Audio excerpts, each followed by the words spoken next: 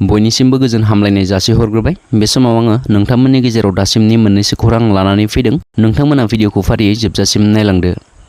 सानजा बजालि आन्चलिक अल बड' एक्स भलन्टियार फर्स आफादखौ दाफुंबाय। आबुं बड'लेण्डनि थांखिखौ लानानै सोमावसारफिननायनि थांखिजों बाक्सा जिल्लानि मोजोरहाटआव मैया गोदानै आगुनि बारग' भलन्टियारफोरखौ लानानै सानजा बजालि आन्चलिक अल बड' एक्स भलन्टियार फर्सखौ दाफुंनानै लायो।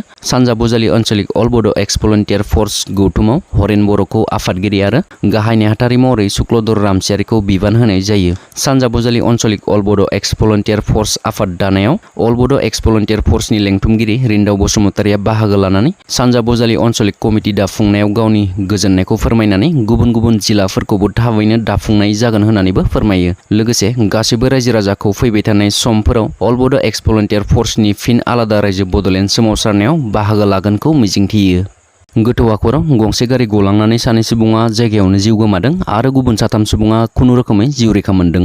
बे जाथाया जादों लखिमपुर जिल्लानि लालाखारनु रिजाननि 15 नं राजा लामायाव मैया सानजौफुनि समाव लालुकनिफ्राय अरुणाचल प्रदेश फारसे थांनाय AR01 K1407 नम्बरनि गंसे क्रियेटा गारिया सामलायनो हायैयाव राजा लामा सेरनि गोथौ हाखराव गलाङो। बे जाथायाव ड्राइभार आनारुल इस्लाम आरो नुर मोहाम्मद मुंनि सानै सुबुङा जायगायावनो जिउ गोमायो। नाथाय गारियाव थानाय गुबुन साथाम सुबुङा गारिनिफ्राय ओंखारनानै गावसोरनि जिउखौ खुनुरोखोमै रैखा खालामनो हायो। जायगानि सुबुंफोरनि मददाव पुलिसा सानै सुबुंनि गोथै सहखौ गारिनिफ्राय बोखांनो हायो आरो बे गिख्रंथाव जाब्रबथायनि बागै पुलिसा नायबिजिरनो जागायो होननानै मिथिनो मोन्दों। डिब्रुगड़ जिल्लानि बेन्दोंआव थानाय मरान पुलिस थानानि असि आरो गुबुन सासे साब इन्सपेक्टरखौ साख्रिनिफ्राय सासपेन्ड खालामदों। गावनि गोहोखौ गोरोन्थि बाहायनायनि दायाव मरान थानानि असि आरो गुबुन सासे एसआइखौ सासपेन्ड खालामनाय जादों। गावनि गोहोखौ गोरोन्थि बाहायनानै साख्रिनिफ्राय सासपेन्ड खालामजानाय मरान थानानि असिखौ बिजय दैमारि आरो गुबुन सासे साब इन्सपेक्टरखौ भबेन दत्त होननानै सिनायथिनो हादों। डिब्रुगड़नि एसपि सेतां मिश्राया बिथोन होनाय बादियै असि बिजय दैमारि आरो एसआइ भबेन दत्तखौ सासपेन्ड खालामदों। मख'नो गोनांदि असि बिजय दैमारि आरो एसआइ भबेन दत्तनि हेंथायै लकआप सिङाव थानाय 6 लाइमोनफोरखौ गाज्रि बुग्लिनानै देहायारि साजा होनायनि अजद थिखांदों आरो बे अजदखौ लोब्बा लाखिनानैनो बिसोर सानै पुलिस अफिसारखौ सासपेन्ड खालामनाय जादों। उदालगुरियाव बड'लेण्ड गट टेलेन्टनि मेगा अडिशन खुंदों। बड'लेण्ड असिन कालचारेल डेभेलपमेन्ट कालचारेल ससाइटि लिमिटेडनि बानजायनायाव बड'लेण्ड गट टेलेन्ट सिजन 2 खुंदों। 15 अक्ट'बर आरो 16 अक्ट'बर खालाराव साननैनि हाबाफारिजों गाजा गोमजायै खुंनाय बे माल्टि टेलेन्ट रियेलिटि श'खौ उदालगुरि जौमा कलेजनि अडिट'रियाम हलाव खुंनाय जायो। बे मेगा अडिशन राउन्डआव बिटिआरजों लोगोसे आसामनि गुबुन गुबुन जिल्लानिफ्राय सा 200निबो बांसिन बादायारिफोरा बाहागो लायो। मैया बे हाबाफारियाव दुलाराय बर' फरायसा आफादनि आफादगिरि दिपेन बर' आरो उदालगुरि जिल्ला आगसु आफादनि बिकास भट्टारायाबो बाहागो लायो। सनितपुर जिल्लानि सिङाव थानाय बेलस्रि सनापुर गामिनि खगेन बसुमतारिनि फिसाज्ला लीना बसुमतारिया गोमानानै दङ। लीना बसुमतारिया अन्ध्र प्रदेशआव खामानि मावनो थांदोंमोन आरो खामानि मावनो थांनाया 13 अक्ट'बरनिफ्रायनो गोमानानै दङ। नाथाय माबोरै गोमाखो बेनि जेबो खौरां मोननाय जायाखै। नाथाय लीना बसुमतारिनि फन नाम्बाराव फन थुयोब्ला बेंगलि सुबुङा हमो होनना मिथिना मोन्दों। बेंगलि सुबुंनाव सोंहरोब्ला बियो बे मबाइलखौ हावड़ा स्टेशनाव गना थालांनायखौ मोन्दों होननानै मिथिहोयो।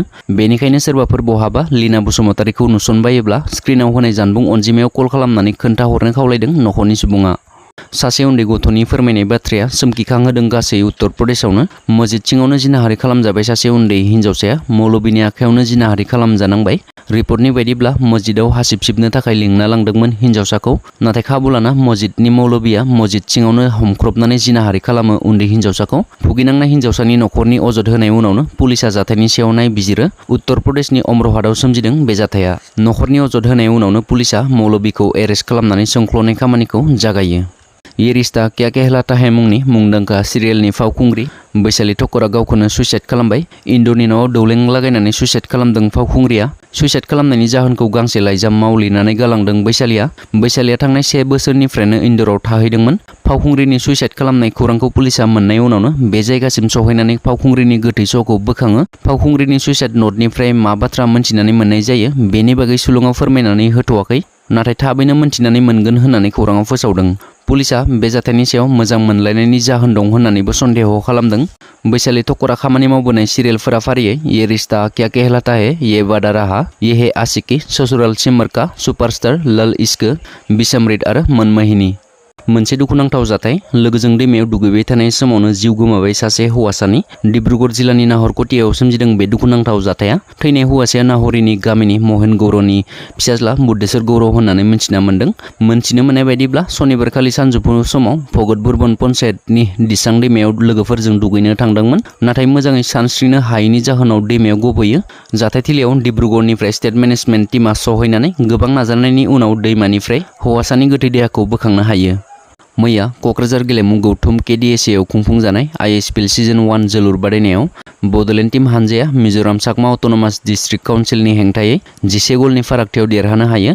गुबुन फारसेथिं चाकमा अट'नमास डिस्ट्रिक्ट काउन्सिला गलसेबो सोसननो हायासै। दासिमनि खौरांफोरा बेखिनियानोमोन। आसा खालामो नोंथांमोना भिडिअखौ नायनानै मोजां मोनबाय। मोजां मोनोब्ला एबा नोंथांमोना चेनेलाव दिनैसो फैदोंब्ला नोंथांमोना चेनेलखौ साबस्क्राइब खालामलांनो दाबाव। गोजोन्थों। जय बर' हारिनि।